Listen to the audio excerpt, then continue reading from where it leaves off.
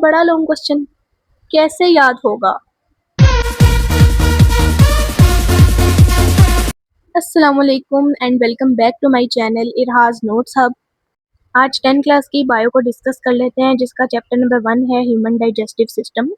So first of all हम इसका paper pattern discuss कर लेते हैं। इसमें से जो लॉन्ग क्वेश्चन आएगा वो क्वेश्चन नंबर 5 का पार्ट ए होगा और क्वेश्चन 2 में से चैप्टर 1 में से 2 शॉर्ट क्वेश्चंस होंगे। तो जो इसका फर्स्ट टॉपिक है वो है न्यूट्रिशन एंड इट्स इम्पोर्टेंस। इस लॉन्ग क्वेश्चन की जो फर्स्ट हेडिंग है वो है nutrition. Nutrition is the process by which organisms obtain and use nutrients from food. Nutrition एक ऐसा प्रोसेस है जिसके जरिए जानदार अपने न्यूट्रिएंट्स हासिल करते हैं और इस्तेमाल करते हैं। Actually nutrients carbohydrates, proteins and fats को कहते हैं, जो कि रूटीन के खाने से हम हासिल करते हैं। इसकी एग्जांपल है heterotrophic nutrition and autotrophic nutrition. So अब जो नेक्स्ट हेडिंग है वो है इम्पोर्टेंस की।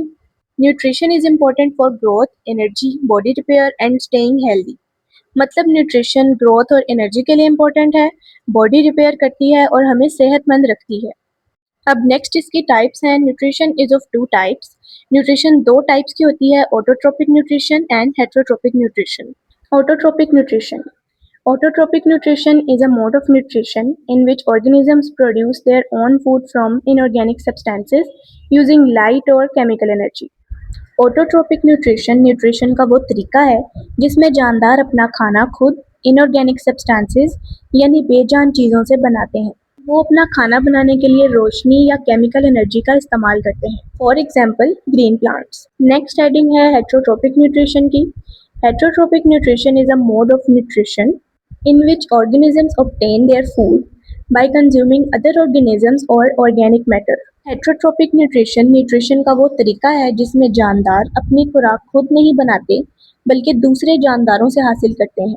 अब जो इसकी एग्जाम्पल है वो है humans and animals. Steps of nutrition in animals. In animals, nutrition takes place in the following steps: ingestion, digestion, absorption, assimilation, and egestion. Ingestion, taking in food and drinks through the mouth, मुंह के जरिए खाना और पीना. Digestion, breaking food into smaller parts the body can absorb. मतलब खाने को छोटे छोटे टुकड़ों में तोड़ना ताकि जिस्म इसे जज्ब कर सके. The next heading is absorption, moving nutrients from the digested food into the blood or lymph. हजम हुए हुए खाने से न्यूट्रिएंट्स को ब्लड या लिम्फ में मुंतकिल करना. अब लिम्फ क्या होता है? एक्चुअली लिम्फ एक येलो कलर का सब्सटेंस होता है जो हमारे जिस्म में गर्दिश करता है. ये बिल्कुल पानी की तरह पतला होता है. नेक्स्ट हेडिंग है assimilation, using the absorb nutrients in cells and tissues. मतलब जस्ट किए हुए न्यूट्रिएंट्स को सेल्स और टिश्यूज में इस्तेमाल करना एसिमिलेशन कहलाता है. Digestion, removing undigested food and waste from the body. जिस्म से गैर हजम शुदा खाने को और वेस्ट को निकालना. Next heading is composition of food.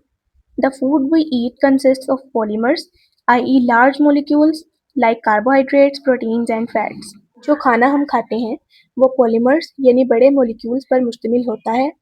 Polymer एक ऐसा मोलिक्यूल होता है जो छोटे छोटे यूनिट्स के बार बार जुड़ने से बनता है, जैसे carbohydrates, proteins and fats. They can not pass through cell membranes. ये सेल मेम्ब्रेन के जरिए से नहीं गुजर सकते. The last heading of this long question is monomers. These polymers must be broken down into smaller and soluble parts called monomers. In polymers को छोटे और घुलने वाले हिस्सों में तोड़ना ज़रूरी है, like sugars and amino acids and fatty acids. This process is called digestion.